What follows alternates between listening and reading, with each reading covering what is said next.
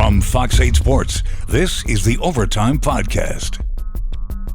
From the Fox 8 studios in New Orleans, this is the Fox 8 Overtime Podcast. I am your host, Sean Fazende, riding shotgun as he does each and every podcast. Is Andre Johnson Jr. Do not forget the Junior. It's very important to remember the JR at the end of the name. Before we get into today's content, be sure to like, share, rate, and review. If you are watching us on YouTube, hit the subscribe button, get the bell notification for when we drop that fire content. Also, hello to everyone out there on the Gulf Coast Sports and Entertainment Network. Glad you have found us here, if this is your home, for the Fox 8 Overtime Podcast. All right, Andre Johnson Jr. It is Monday, not a victory Monday, but an exciting finish to a Saints loss on Sunday inside the Dome. They fall to the Washington Commanders 20-19. A lot of drama in the way the game ended. A lot of drama unfolded throughout the game, and we are going to talk about the biggest storyline to come out of that game, because it was the biggest storyline going into that game. But before we do that, how you feeling this Monday? We were like 9 days away from Christmas, something like that? Yeah, you know, and you can tell because I went to the post office today to ship some gifts out to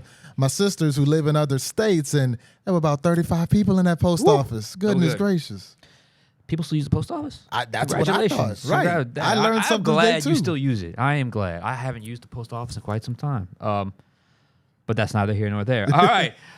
So today we are talking Saints. And, of course, we are talking Jake Haener and Spencer Rattler. It was such a big storyline. We devoted 3 podcasts to it last week. While we both felt like Haener was the correct choice to make, they roll with Haener. But Haener's stint as starter lasted 2 quarters. So that is where we are going to go with the big picture today. And normally this is the time I toss it over to you. You kind of say what you got to say, and I go into my big spiel. But today, I'm going to let you lead off, because I know you had a couple things to say. You were feeling a certain kind of way after the game, and I wanted you to have the opportunity to get this out first, because I've got something to say, and I think it's going to go a little bit different than the way some of y'all might be thinking today. So let's just phrase the question like this: Haener, Rattler, have the Saints failed the Haener, Rattler 2024 experiment? Your turn.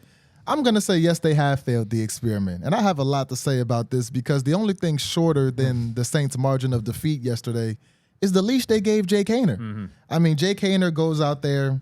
Obviously, we're going to start with this. We're going to say this first. He was not spectacular. He was not very good in the 2 quarters that he played.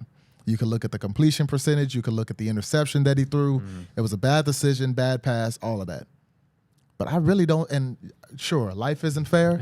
I don't think Jake Haener was really given a fair shot at this job. Like, you could tell that the coaching staff was still very heavy in the Rattler camp, because, I mean, when you look at Jake Haener, sure, it wasn't a great 2 quarters, but he had 2 really big plays. Yeah. One of those plays was a called back because of a holding call. He bought some time, scrambled out to his right, made a throw on the run, got the first down. Yeah. Good throw, good play.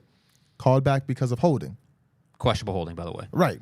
And then later in the half that he was given, he throws a dime, absolutely walks it to his receiver over the middle, right through his hands. It's dropped. 2 of Haener's best plays, probably the best plays that Jake Haener made all day, yielding absolutely nothing, neither of which was Jake Haener's fault. And at the end of the day, Jake Haener played 14 dropbacks. He got 20 plays in the first half, 14 dropbacks, 10 passes. Now, earlier in the week, Darren Rizzi told us he feels like Jake Haener gives us the best chance to win this game. That changed really quick, because in the second half, they come out and bring out Spencer Rattler. And I was shocked when I got back upstairs, because we had, halftime. I got to go down, set up a few things in the media room. I come back upstairs. I see, is that number 18? There's no way they bitched Jake Haener, because a few months ago, Spencer Rattler got the start against the Tampa Bay Buccaneers. Completed 55% of his passes, threw 2 interceptions, and had a fumble. Yeah. He finished that game. Week after that, Sean Payton's homecoming. He comes in hoping to embarrass the Saints on primetime television. Spencer Rattler played that entire game until the last possession. Didn't score a single touchdown that whole game. Yeah. He looked horrible. He got to finish that game. Even the game where he finally got benched the next week against the Chargers, Spencer Rattler threw 21 passes before he finally got benched in favor of Jake Haener. midway through the third quarter. The Saints did not have that same energy when it came to Jake Haener at all. Because Jake Haener, I mean, obviously he didn't light the world on fire. But he came out confident. He said he was going to let it rip. He for sure let it rip. Now, it wasn't necessarily to the right people all the time, but he for sure let it rip. I don't think that he played very well. He definitely didn't handle the pressure, the pass rush as well as you would want him to. But at the end of the day, I think you got to at least let the kid finish the game out, just like you gave Spencer the space and the time to figure things out himself, to get into halftime and make some of those halftime adjustments, come out and see the game a little differently. I think you could have given Haener that same shot, because even when Spencer Rattler came out the second half, it sparked the team, yes, but it's not like he played great. He was 10 for 21. Yeah, right. He completed 47% of his passes. He had an interception he threw into triple coverage that was dropped. He had a lot of questionable penalty calls that went his way, including a roughing the passer in the end zone that I still don't know how he was roughed on that play, but it is what it is. I said at the beginning of when we first started having Jake Haener versus Spencer Rattler conversations, I said that I don't think the future of this franchise is on this team. Exactly. I think he's in a college classroom somewhere, maybe in Texas, who knows. But I don't think the Saints have really done any favors for Haener or Rattler, because I don't think that Spencer Rattler looked any better yesterday than he really looked the first stint around. And Jake Haener, I think you completely kill his confidence when you tell him he's the guy, you give us the best chance to win, and you pull him after 14 dropbacks and 10 passes. So I don't really think that when it comes back to the original question, have the Saints failed the Haener-Rattler experiment? I'm going to say yes, because neither guy is set up to be the future of your franchise as many fans hoped. Yeah, I like what you said there. So I'm gonna respond to what you said first and then get into my thing. What I learned was Rattler's their guy. They were the first excuse they could to get back to Rattler, they did it. When Rattler told us after the game that he found out he was going in the game in the second quarter, like for the second half, like the wheels were already okay, we've seen enough, let's go to Rattler. So that's what I learned. Is what it is. Life ain't fair is what it is. You mentioned the third down throw. If that third down throw gets completed, that's a fresh set of downs. Maybe he gets into rhythm, and then the throw to MVS, who dropped another ball in the 2-minute drill. There were a couple unfortunate things, but he did not play well either. And then the play after the third down that was called back, I think he got sacked. And the play after the MVS miss, he got picked off. So it just was a bad set of circumstances. But let me get into my thing. First and foremost, I'm disappointed in Haener's effort. I really am. I really am disappointed in Jake Haener's effort. He looked nothing like the guy we saw finish that Chargers game. Remember, I was high on him. I became more convinced of Jake Haener because I went back and watched the biggest sample size we have in that Chargers game. He looked nothing like that. He looked indecisive. He looked inaccurate. He looked like the game was moving too fast. He had problems with his footing. He kept slipping. Fair or unfair, they rallied. So the move looks like the correct one for Darren Rizzi to go to Spencer Rattler. But now we have to have the deeper discussion on the 2024 Jake Haener Spencer Rattler experiment. We phrased it as, have they failed? Let me just say, yes, they have failed. Not necessarily each player, but I think the approach has failed. They now have had a 4-game sample size with backup quarterbacks with Derek Carr out. 4 games. Not only are the Saints 0-4 in those games, both players, Rattler and Haener's best individual performances in that stretch of 4 games, both came when they were the relief pitcher, not the starter. The relief pitcher, not the starter. That is a problem, my friends. That is a major, major problem. The last 2 games without Derek Carr. So of the 4-game stretch, the last 2, they had to bench the guy they picked to start, the one they prepared with all week, due to poor performance. And honestly, if you go back and watch that Denver game, Rattler looked awful, and Haener was inserted late into the fourth quarter. So basically, on 3 of the 4 games without Derek Carr, the guys you chose to start on that individual Sunday or in Thursday's case with the Broncos game, the starting quarterback was not ready to play and really looked lost. Again, that's a problem. And we could go after the players, but I'm not going to do that. I'm sorry. At some point, we have to look at the offensive coaching staff and what they're doing to truly get these guys ready. One has to genuinely wonder if the half-in, half-out approach to both players has set them back. It's starting to feel like they're not sure how to handle this situation. I know everyone's going to be excited about how Spencer Rattler finished that game. And rightfully so. He did a phenomenal job to come in and really rally and save that game. But just think about how they've handled this. Haener was the original 2 to start the season behind Carr for 5 weeks. Rattler the 3. Then Rattler jumps to 1. Haener stays to 2. Then Rattler goes from 1 to 3 when Carr returns. Then Haener goes from 2 to 1, only to get benched at halftime. So now when Carr comes back, is it Haener 2, Rattler 3, or is it now Rattler 2, Haener 3? Just saying that out loud probably confused me. It certainly confused you. It certainly confused me. And it's probably confusing the players and probably the entire offense, to be honest. This is not the way to handle this situation. I think it's fair to say they like both guys, and they don't just like them. They're trying to appease both of them. But now it's fair to ask if that's actually worked against their own development. Has the fact that the staff likes both guys truly stunted their growth individually? Andrew Janocko, the quarterback coach, the one they always talk about, one of the newer guys they hired, one of the newer guy they hired as quarterback coach, Clint Kubiak. I kind of think they've escaped accountability here.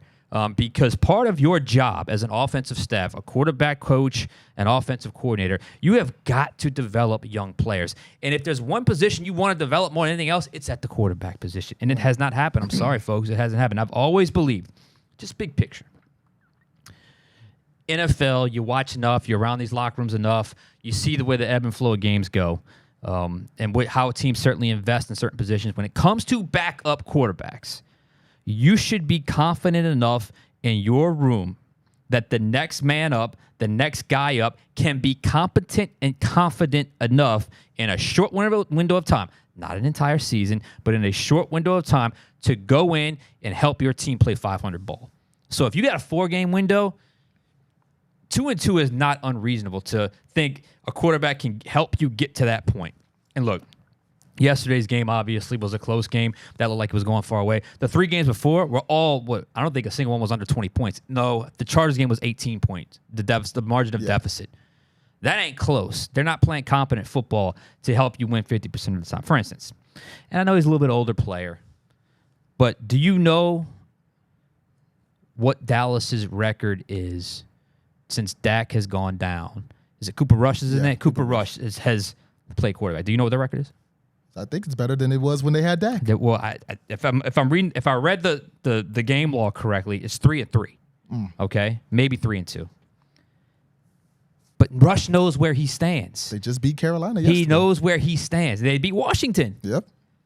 He knows where he stands, and I think that has made him more comfortable because he knows his role. Last year, Tyson Bagent, I repeat, Tyson Bagent went 2-3 with an organization and a team that was way more dysfunctional than the New Orleans Saints in the Chicago Bears. Tommy DeVito went in with New York. Again, another dysfunctional organization and won 3 games. Here's the problem. The Saints don't have a clear number 2. They're afraid to establish who the clear number 2 is. They've tried both, and they've had to bench both. And the fact that they don't have a guy they fully trust back there yet is an indictment on the offensive staff. I don't think they can do another year of this. I think they're going to have to pick one of these guys and say, that's our developmental backup quarterback we're trying to develop. That is our starter, and we're going to roll like that. But to try to develop both at the same time, in theory, sounds great until you have to turn to them for 4 games, and both of them somehow have not progressed enough to be ready to go. Now, look, I think Spencer Rattler, if he has to play against the Green Bay Packers, maybe he plays better. Maybe there's enough game film out there where he plays terrible and in the 20-degree temps. I don't. If Carr can't play, I find it hard to believe they would turn to Haener at this point. But I just felt like when it really struck me when we left the Dome last night. I was like, they have had to bench the starter twice in the games where the last 2 games Derek Carr didn't play. That's not good. And they probably should have benched Rattler in the game against Denver. So Talk about Rattler. I'm sure the Rattler fan base is very happy, and rightfully so. Congratulations. He earned it. He played awesome. He finished the game well. I'm sure the team Haener is a little down today, but shine the light on the coaching staff, the offensive coaching staff, because I think they have fumbled this, and I think they got into a situation where they're not quite sure how to handle it, and that's what, at the end of the day, 0-4 is 0-4. And honestly, if they'd have won that game yesterday, it wasn't like they outplayed Washington. They would have stole one. Yeah. They were completely outplayed in the other three. So that's where I just think organizationally there's been a mistake.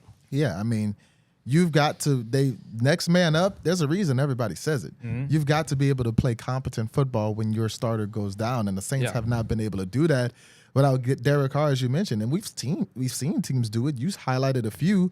Joe Flacco got off the couch and led the Cleveland Browns to the playoffs last year. Jameis Winston beat the Baltimore Ravens earlier this year. He's their backup quarterback. We've seen Gardner Minshew in the past. Mason Rudolph, the Mason Rudolph types. Rudolph. Yeah. Like, even whether you want to look in Pittsburgh, Justin Fields, Russell Wilson, they've both won games in Pittsburgh. Like, you've got to have a competent backup for situations like this, because you're 0-4 without Carr. If you're 2-2 or even 3-1 without Carr, we're talking about playoffs right now. And heck, even 1-3, you might still have an outside shot. You'd be 6-8 at this point, or 7-7. And I used the Tyson Bagent example because that, if you want to say, okay, Cooper Rush has been I think he's been with Dallas since like 2017. He's been there for a while, Even for a while, he's like 31 years old. Mason Rudolph was at one point a starter, so these guys, okay, so those guys have played more. Jameis Winston was at one point a starter. But organizationally, that's what you have to choose when you talk about a backup quarterback. Do you want a veteran that's a little past his prime but can still do it in spurts, or do you want a young guy to develop? When you organizationally make that decision like they have, well, you got to live with that decision. And, when it comes up and neither one of those guys are particularly ready when their opportunity comes, in 4 different opportunities, 4 different starts, that's a problem. That's why I use the Tyson Bagent, Tommy DeVito example, because neither one of those guys were ever, I don't even think either one were drafted, but nonetheless, they hadn't had any starts under their belt before they got their opportunity, and they were able to do enough to win games. And if I recall correctly, in both cases, both players, it wasn't like they managed the game to victory. They made a few plays to help their team win. It wasn't great. It wasn't fantastic. But I think all in all, they did enough to keep their team afloat. That's all you can really ask for with backup quarterbacks in the NFL. And you just wonder, I don't know how the reps are divided. And I don't know when Rattler goes from 1 to 3 and Haener goes from 2, then stays 2, and it goes to 1, then back to 2, and potentially could go to 3. Because then how do you do that if Carr comes back? Do you go Haener 3? Or do you Rattler 2? At this point you have to, because, you've shown that Spencer Rattler is your guy. Yeah.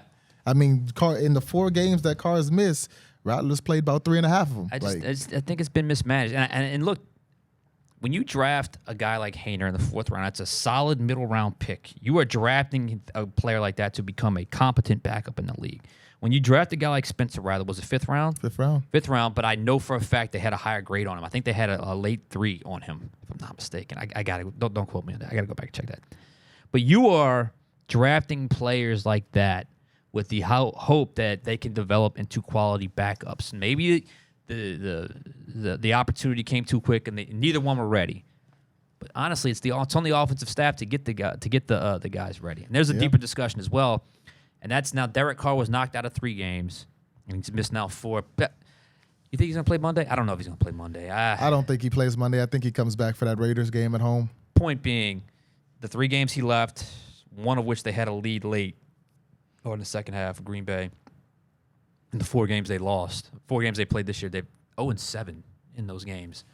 So you don't have to love Derek Carr to understand that there's been this organization has fallen apart when he's not been on the football field. And to me, you've got to be stronger than that. And it really just kind of speaks to the whole depth issue that I think has really, really showed up and really kind of tormented this organization this year. And not just this year, but for a lot of years. Because if you've got a good memory as a Saints fan, you could think all the way back.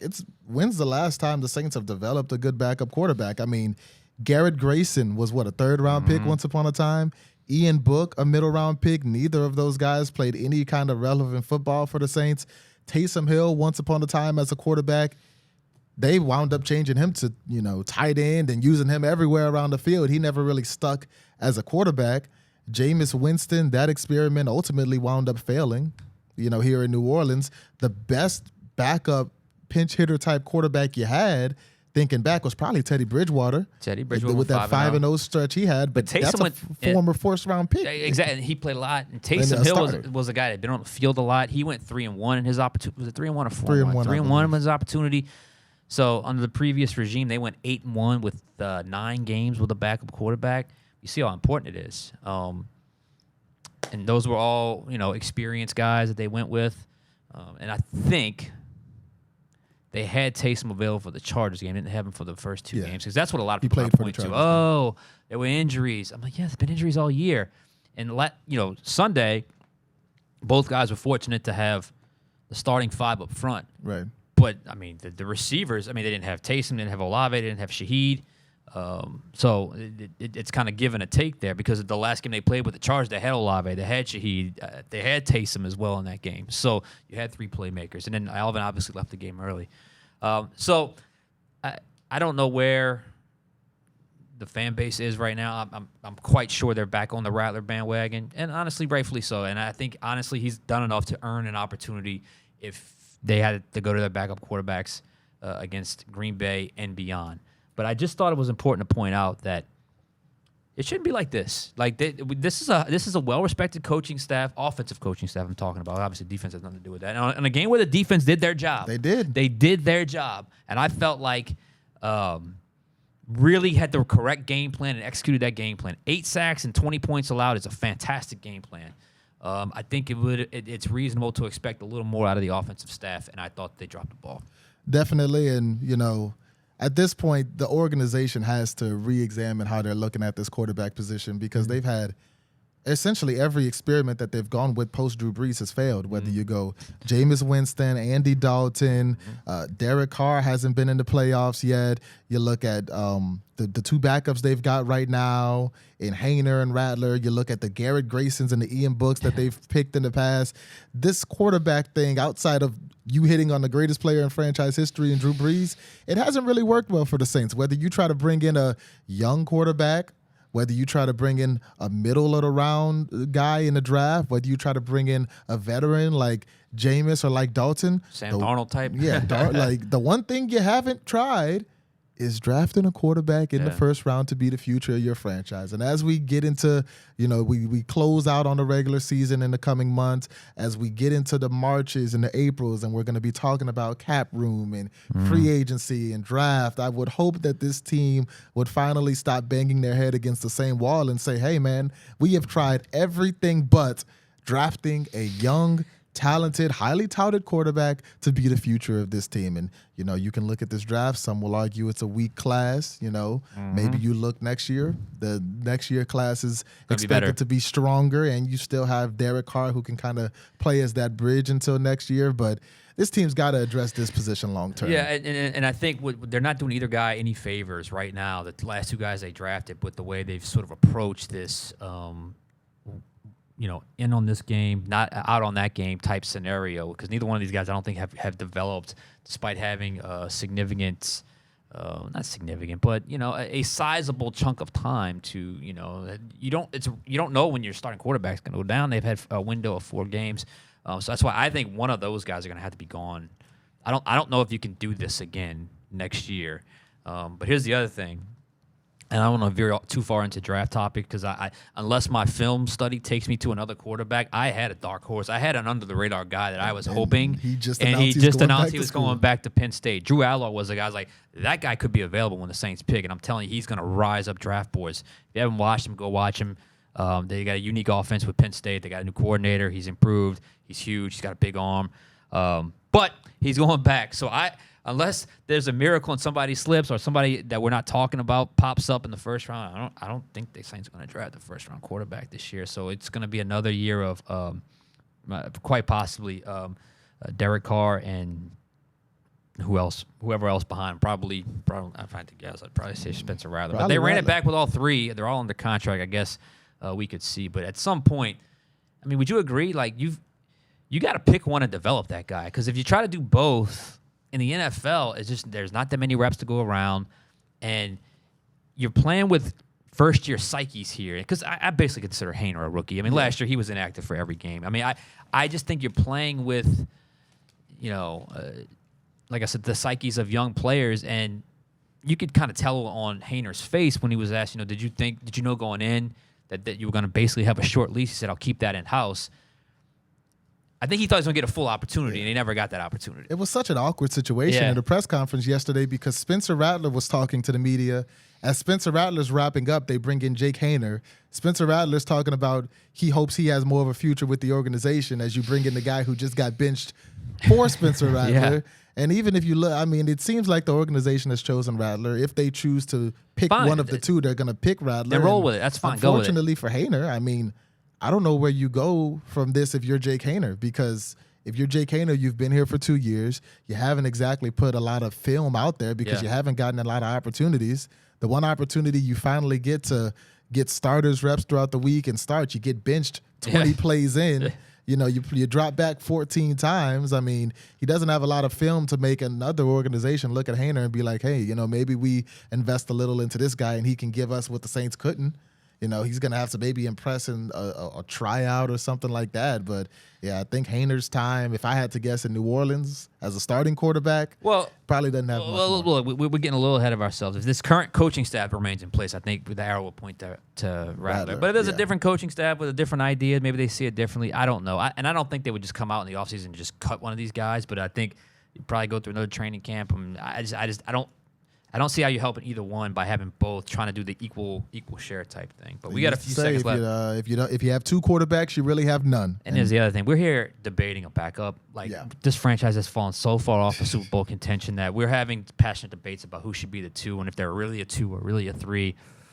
Tough times for the Saints right now. All right, anything else for us today? I'm good. All right, he's good. He's Andre Johnson Jr. I am Sean Fazende. We will catch you guys next time on Overtime.